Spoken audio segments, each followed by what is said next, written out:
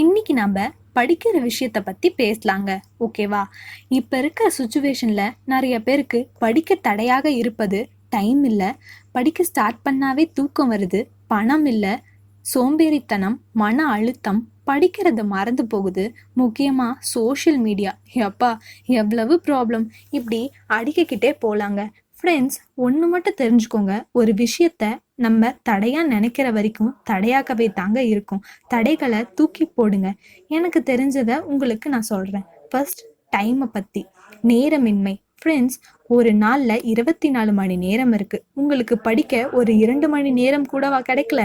ஒரு நாள்ல மார்னிங் எந்திரிக்கிறதுல இருந்து நைட்டு படுக்க போற வரைக்கும் செய்யற வேலைய டைம் டேபிள் போட்டுக்கோங்க. அப்பதான் உங்களுக்கே தெரியும் நம்ம எவ்வளோ டைம் வேஸ்ட் பண்றோம்ட்டு. ஜாப் போறேன் அதனால டைம் கிடைக்கல அப்படின்னு சொல்றவங்களா நீங்க? கொஞ்சம் கஷ்டம் தாங்க. எனக்கும் இந்த சுச்சுவேஷன் தான். ஆனா என் குரு எனக்கு சொன்ன ஒரு வார்த்தை உங்களுக்கு சொல்றேன். அடுத்த வருஷம் இந்த நேரம் நம்ம கவர்மெண்ட் ஜாப்ல இருந்தா எப்படி இருக்கும் அப்படியே நினைச்சு பாருங்க. அப்போ உங்களுக்கு எதுவுமே தடையாக இருக்காது. ஜாப்க்கு ஏத்த மாதிரி உங்க டைமை ஒதுக்கிக்கோங்க. படிக்கிறது மறந்து போகுது. இது தாங்க பலரோட பெரிய பிரச்சனை. எப்படி படிக்கிறது மறந்து போகும்? மறந்து போகுதுங்கிற வார்த்தை உங்களுக்கு மறந்து போகுதா? இல்லைல்ல. நமக்கு பிடிச்ச ஒரு விஷயம் எப்பவுமே மறக்காது. இதை நான் அடித்து சொல்வேன். அப்போ நீங்கள் ஃபுல் இன்ட்ரெஸ்ட் எடுத்து படிக்கல. இது தாங்க ரீசன். எதுவுமே கடமைக்கேன்னு படித்தா அப்படித்தாங்க. ஒரு செயலில் முழு ஈடுபாடு இருந்தால் மட்டுமே அதை நம்மளால் சாதிக்க முடியும். நான் முழு கவனம் செலுத்தி படித்தாலும் சீக்கிரமாக மறந்து போகுதே அப்படின்னு சொல்கிறீங்களா? அப்போ நான் சொல்கிற சில டிப்ஸை ஃபாலோ பண்ணுங்கள். மார்னிங் படிக்கிறது நல்லது. என்னடா எல்லாம் இதையே சொல்கிறாங்களேன்னு நினைக்காதீங்க.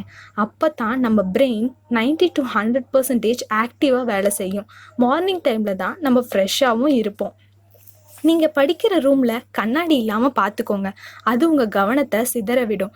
கிழக்கு அல்லது வடகிழக்கு சைடில் உட்காந்து படிங்க. இது உங்களுக்கு பாசிட்டிவ் எனர்ஜியை கொடுக்கும். பிடிக்காத உணவு செரிக்காது. அதே மாதிரி பிடிக்காம படித்தா மனசில் நிஜமா பதியவே பதியாதுங்க. சாப்பிட, குளிக்க, உறங்க என உடல் ஒவ்வொரு செயலையும் அதற்கேற்ற நிலையில செய்யுது. படுத்துக்கிட்டே படித்தா தூக்கம் தாங்க வரும். படிக்கிறப்போ நல்லா நிமிர்ந்து உக்காந்து படிங்க. இன்னும் சில பேருக்கு பிடிக்காத சப்ஜெக்டை கையில் எடுத்துட்டா போச்சு. அப்போ தான் தண்ணி தாகம் வரும், பசி எடுக்கும், ஃபோனே அடிக்காது. ஆனால் அடிக்கிற மாதிரியே இருக்கும். உடனே ஃபோன் எடுத்து பார்க்கணும்னு தோணும். இது தாங்க மனசு செய்கிற மாயம்.